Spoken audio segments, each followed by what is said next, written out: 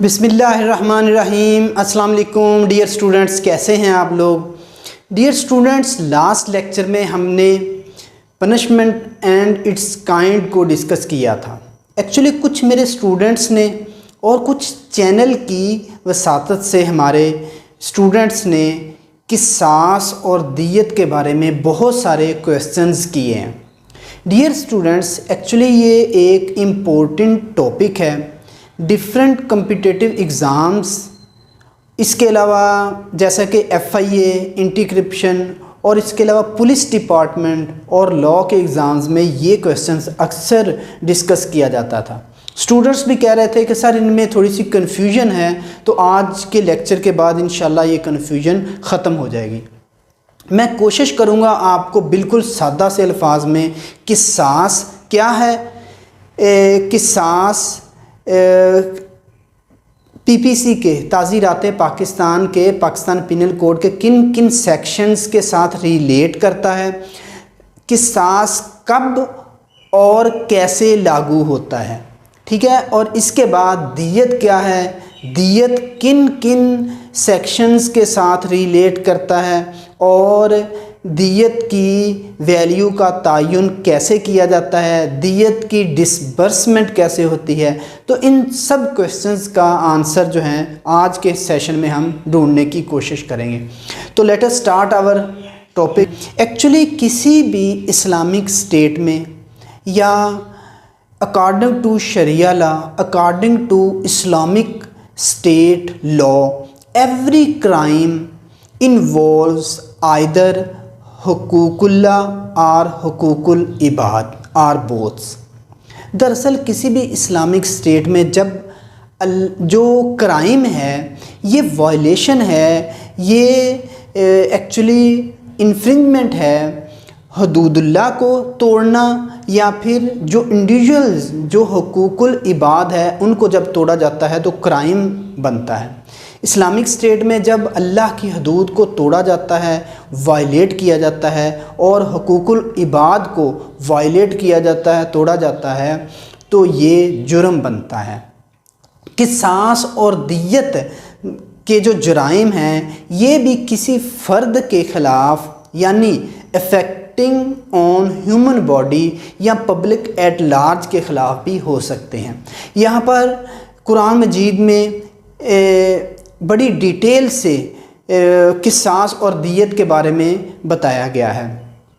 दरअसल कुरान मजीद जो है वो ये राइट देता है विक्टिम्स को और हेयर्स ऑफ विक्टिम, मतलब कि जो मजरूब होता है उसको और इसके जो वारसान होते हैं उनको राइट देता है कि वो किसास और दियत तलब कर सकते हैं और स्टेट की ये ज़िम्मेदारी है कि इसको लागू करवाए।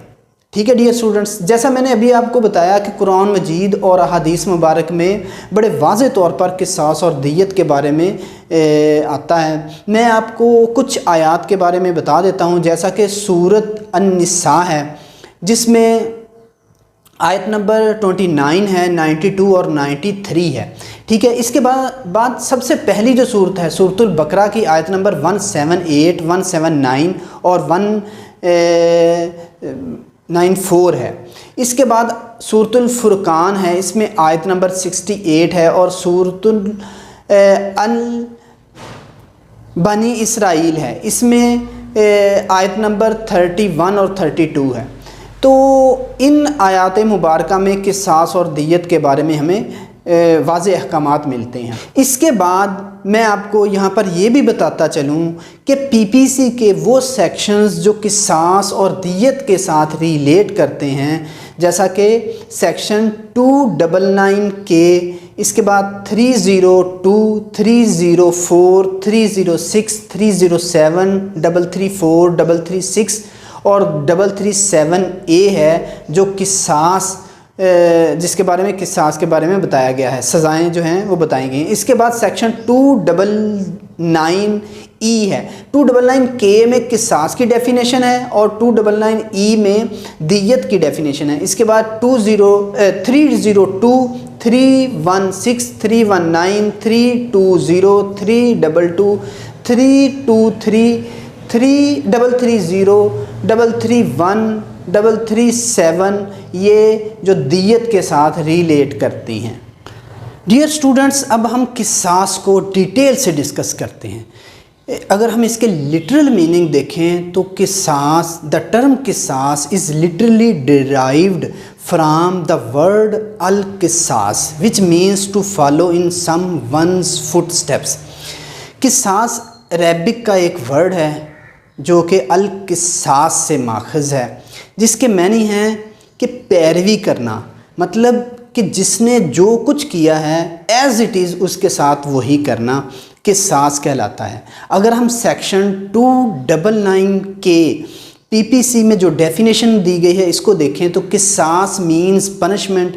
किसास एक ऐसी पनिशमेंट है बाय काजिंग सिमिलर हर्ट, कि वैसा ही हर्ट लगाना है at the same part of body of the convict, convict के उसी जिस्म के हिस्सा पर as he has caused to the victim, जैसा कि उसने विक्टिम के जिस्म पर वो हर्ट काज किया था।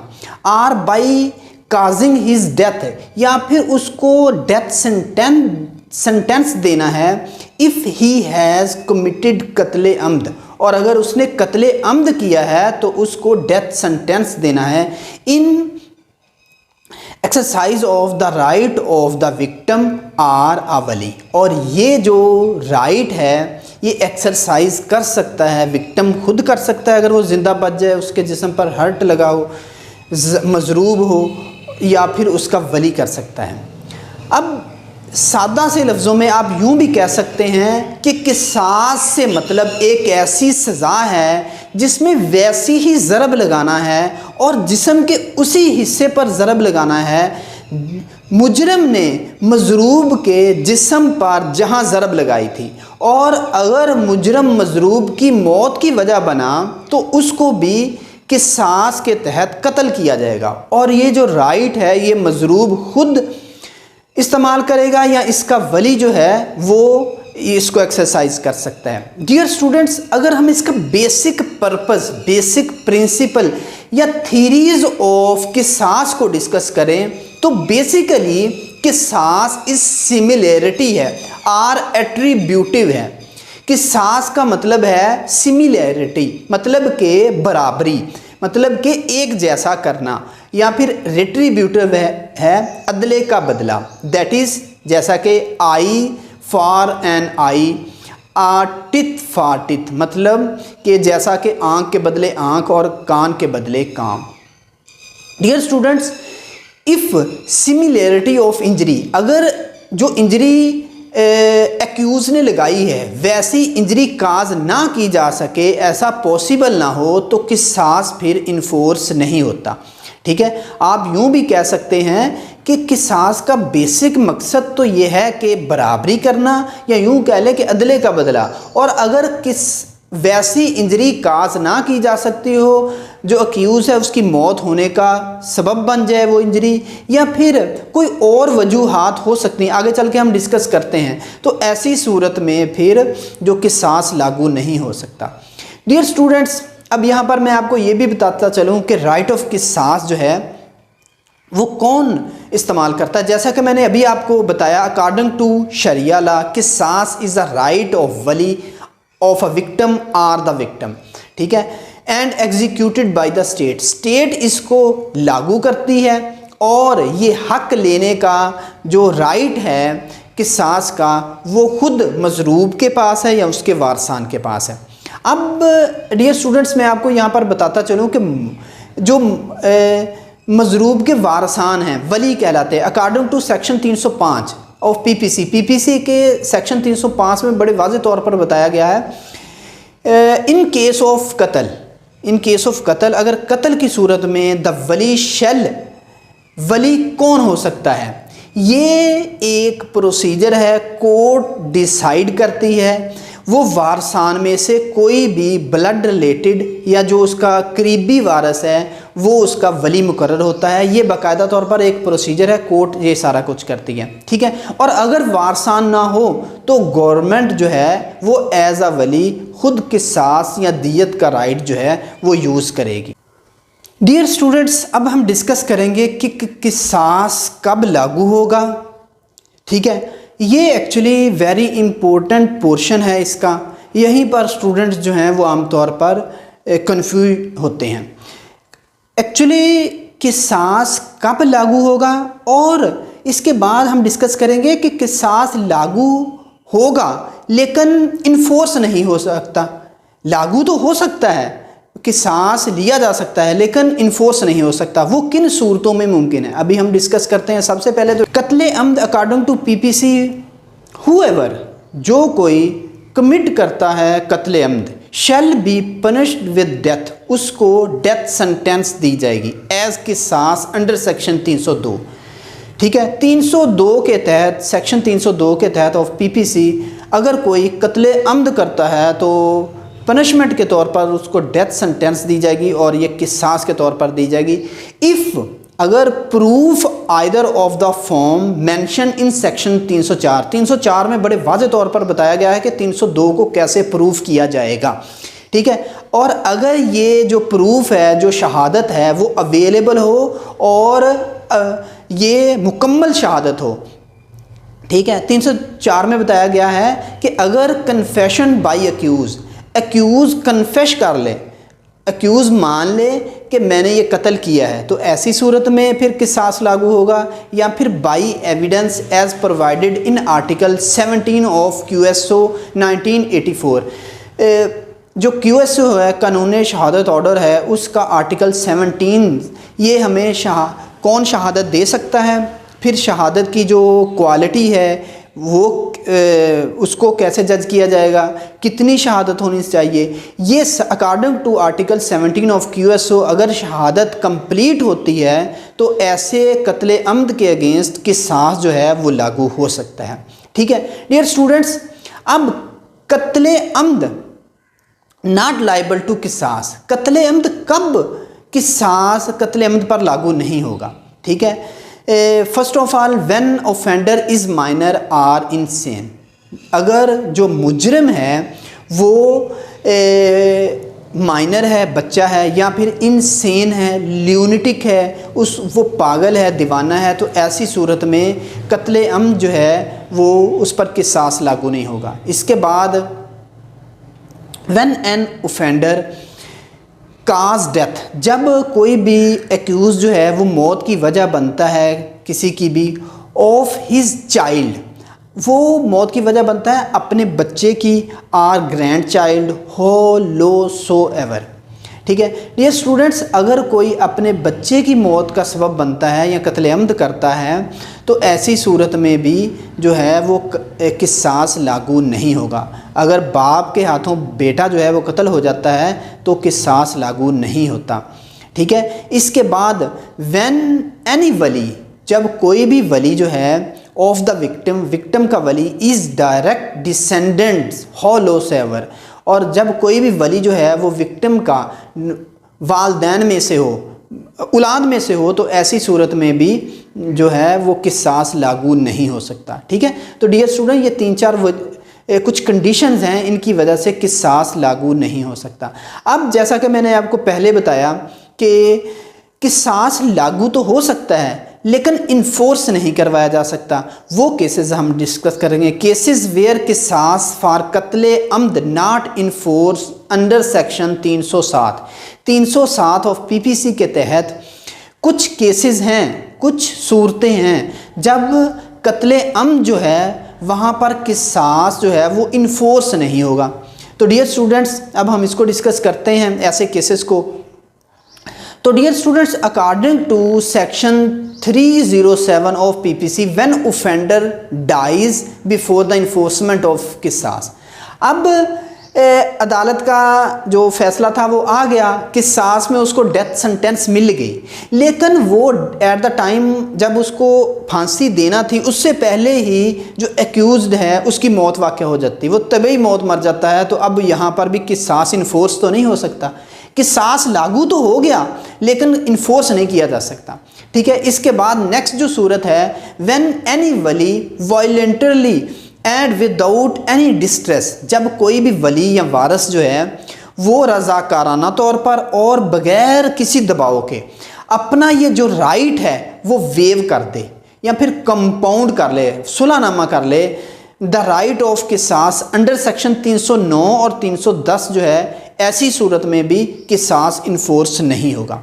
ठीक है डियर स्टूडेंट्स। इसके बाद व्हेन द राइट ऑफ किसास, जब राइट ऑफ किसास जो है वो devolve on the offender, offender पर आ जाए, मतलब कि जो राइट ऑफ किसास है वो ऑफेंडर पर आ जाए as a result or death of the वली। वो कौन सी सूरत हो सकती है? अगर वली जो है वो वफात पा जाए, of the victim or on a person, या ऐसे बंदे पर आ जाए जो राइट ऑफ किसास है, who has no right of किसास अगेंस्ट द ऑफेंडर, ऑफेंडर से वो जो राइट ऑफ किसास है वो ना लिया जा सकता हो। डियर स्टूडेंट्स, ऐसी सूरत मुमकिन है कि अगर हस्बैंड जो है वो वाइफ को कत्ल कर देता है और वाइफ के वारसान में से कोई भी नहीं था, तो ऐसी सूरत में जो राइट ऑफ किसास है वो हस्बैंड के पास जाएगा, तो ऐसी सूरत में फिर राइट ऑफ किसास नहीं लिया जा सकता। अब डियर स्टूडेंट्स, इसके बाद राइट ऑफ किसास जो है कुछ हर्ट केसेस में भी लागू होता है। किसास हर्ट केसेस में भी लागू होता है। कुछ टर्म्स एंड कंडीशन है जो कि हमने कत्ल केसेस में अभी डिस्कस की हैं, सेम हर्ट केसेस में भी ऐसे ही लागू होगा। जैसा कि कत्ल अम्द में हमने डिस्कस किया कि जब वो ऑफेंडर कन्फेस कर ले, मान ले, इकबाल जुर्म कर ले, इकरार जुर्म कर ले कि मैंने ये कत्ल किया है, या फिर जो एविडेंस है वो कंप्लीट हो, तो ऐसी सूरत में कत्ल अम्द पर जो है वो किसास लागू होगा। तो हर्ट केसेस में भी यही तरीक़ाकार होगा। अगर वो खुद कन्फेस करता है, इकबाल जुर्म करता है, या फिर एविडेंस जो है वो कंप्लीट हो जाती है, तो ऐसी सूरत में हर्ट केसेस में भी किसास लिया जा सकता है। ठीक है। और फिर जैसे हमने कत्ल केसेस में डिस्कस किया कि कब किसास लागू नहीं होगा और कब इन्फोर्स भी नहीं होगा, लायबल टू किसास नहीं होगा वो जुर्म जो है, और कब जो है वो इन्फोर्स नहीं होगा। तो हर्ट केसेस में भी एज इट इज़ ऐसा ही होता है। लेकिन पीपीसी के कुछ सेक्शंस हैं जो किसास से रिलेटेड है, पनिशमेंट है, वो इसमें डिस्कस की गई है, जैसे कि 334 है, 336 है और 337 है।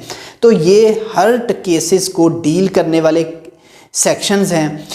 इन सेक्शंस पर भी किसास लागू हो सकता है अगर वो तमाम टर्म्स एंड कंडीशन पूरी हों जो अभी हम डिस्कस करके आए। डियर स्टूडेंट्स, इसके बाद हम दियत डिस्कस करेंगे।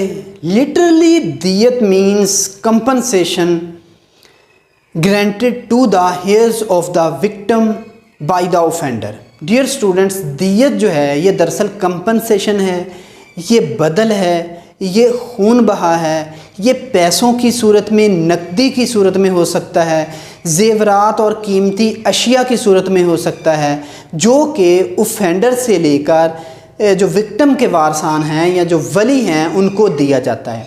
Dear students, according to section 299E इसकी डेफिनेशन दी गई है दियत की। दियत मीन्स कंपनसेशन।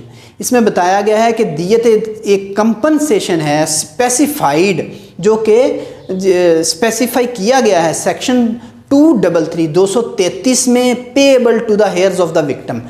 अगर 233 की जो रिक्वायरमेंट्स हैं वो पूरी होती हैं तो ये हेयर्स ऑफ द विक्टिम को दी जा सकती है। अब डियर स्टूडेंट्स, सबसे पहले तो हम इसका जो बेसिक प्रिंसिपल्स हैं, बेसिक मकसद है दियत का, जो बेसिक थीरी है दियत की, उसको अगर हम देखें तो एक्चुअली दियत is a compensation for human life. जो दियत है ये बदल तो है फॉर ह्यूमन लाइफ, इंसानी ज़िंदगी का बदल है। ठीक है। और यही बात 233 सेक्शन में लिखी हुई है कि ये कंपनसेशन है फॉर ह्यूमन लाइफ। ये हर्ट केसेस में नहीं दी जाती। दियत जो है वो मर्डर केसेस में या डेथ केसेस में दी जाती है। ठीक है। According to definition of under section 323 में, जैसे मैंने आपको बताया, ये जो डेफिनेशन है, the word use heir of the victim have been used and not the word the victim and the heir. मैंने आपको जैसे पहले बताया था कि 323 जो सेक्शन है इसमें बड़े वाज़े तौर पर बताया गया है। ये सेक्शन, सॉरी मैंने 233 कहा, ये सेक्शन 323 है। इसमें बताया गया है कि जो वर्ड यूज़ हुआ है वो हेयर्स ऑफ विक्टिम है, वो the victim and heirs use नहीं हुआ। ठीक है। It means we can say that दियत is compensation payable only in the cases of कत्ल and not in cases of hurt. ठीक है जी स्टूडेंट्स, अगर हम राइट ऑफ दियत की बात करें तो जैसे कत्ल केसेस में हमने डिस्कस किया कि राइट ऑफ दियत जो है वो वली का राइट है या फिर जो हेयर्स ऑफ विक्टिम हैं उनका राइट है, और ये एग्जीक्यूटेड बाय द स्टेट ही इसको लागू करवाएगी। डियर स्टूडेंट्स, नेक्स्ट चलते हैं दियत as punishment for different offences under PPC. PPC के तहत जो दियत है इसके बारे में हम डिस्कस करते हैं। अब हम उन जराइम को डिस्कस करेंगे जिनमें दियत एज अ पनिशमेंट दी जा सकती है। ये जराइम पीपीसी में दिए गए हैं। इनमें सबसे पहला जो जुर्म है वो कत्ल अम्द है, जो कि लायबल टू दियत है। अब जैसे मैं आपको शुरू में बताकर आया था कि कत्ल अम्द लायबल टू किसास लायबल टू किसास कब होगा? जब इकबाल जुर्म होगा अक्यूज़ की तरफ से, और अगर एविडेंस है तो according to the article of 17 of QSO वो जो एविडेंस है वो मुनासिब हो और काफ़ी हो, तो ऐसी सूरत में किसास लागू होगा। अगर ये सूरतें मुमकिन नहीं हैं, मिसाल के तौर पर क्या मुमकिन नहीं है? शहादत अदम दस्तयाब है, शहादत नहीं है, इसके बाद कन्फेशन भी नहीं है, इसके बाद वली जो है वो अपना राइट ऑफ किसास भी छोड़ दे, अब ऐसी सूरत में किसास लागू नहीं होगा। तो फिर क्या होगा? फिर दियत लागू होगी। डियर स्टूडेंट्स, क्लियर हो गया? अब हम चलते हैं नेक्स्ट। इसके बाद आता है कत्ल शुबा अम्द। ठीक है, और अगर कत्ल हुआ अमदन है लेकिन शुबा में हुआ है, तो ऐसी सूरत में भी according to section 316 of PPC कत्ल शुबा अम्द is liable to payment of दियत। तो ये शुबा अम्द जो कत्ल है ये भी, इस पर भी दियत ही लागू होती है। डियर स्टूडेंट्स, इसके बाद कत्ल ख़ता के बारे में डिस्कस करते हैं। According to section 319 and 320 of PPC is also liable to payment of दियत। अगर कत्ल ख़ता है तो वो भी, उस पर भी दियत ही लागू होगी। इसके बाद डियर स्टूडेंट्स, कत्ल बिस्सबब है। According to section 322 PPC is also liable to payment of दियत। 322 के तहत अगर कोई कत्ल होता है, कत्ल बिस्सबब कहलाएगा, और ऐसे कत्ल के अगेंस्ट भी दियत लागू होगी और वो किसास लागू नहीं होगा। जी तो डियर स्टूडेंट्स, इसके बाद हम वैल्यू ऑफ दियत को डिस्कस करेंगे। डियर स्टूडेंट्स, दियत की वैल्यू कोर्ट जो है वो इसका तयन करती है, इसको मुकर्रर करती है, लेकिन कोर्ट भी जो है वो कुछ प्रिंसिपल्स को मद्देनज़र रखती है जो कि सेक्शन 323 PPC में बयान किए गए हैं। दरअसल कुरान और सुन्ना में वैल्यू ऑफ दियत मुकर्रर नहीं की गई, बल्कि हालात व वाक़यात के तहत इसको बढ़ाया या कम किया जा सकता है। जैसा कि हज़रत उमर रज़ी अल्लाह ताला अन्हु के दौरे हुकूमत में, दौरे खिलाफत में हज़रत उमर ने जब हालात देखे तो इसके मुताबिक फिर जो दियत है इसकी मकदार को बढ़ा दिया था। अब यहाँ पर वो कौन से प्रिंसिपल्स हैं जिनको मद्देनज़र रखा जाता है? एक जो प्रिंसिपल्स हैं ना, ये हमारी शरिया लॉ ने मुकर्रर कर दिए हैं। अब इसके मुताबिक एक काजी की या कोर्ट की ज़िम्मेदारी है, उसकी डिस्क्रिशनरी पावर है कि according to financial position of victim, according to financial position of the heirs of the victim and according to the financial position of the convict, जो है इन दोनों की फाइनेंशियल पोजीशन को मद्देनज़र रखते हुए दियत की वैल्यू मुकर्रर की जाती है। लेकिन अब मॉडर्न ज़माना है, हर इस्लामिक स्टेट जो है वो दियत की जो वैल्यू है वो मुकर्रर कर देती है। अपने जो हर माली साल के शुरू में अपने ऑफिशियल गज़ट में इसकी मकदार रुपए की सूरत में भी और अगेंस्ट चांदी जो है, सिल्वर है, उसमें भी इसका तयन कर दिया जाता है। पाकिस्तान में भी जो फेडरल गवर्नमेंट है हर साल दियत की वैल्यू जो है उसका ऑफिशियल गज़ट में उसको पब्लिश कर देती है।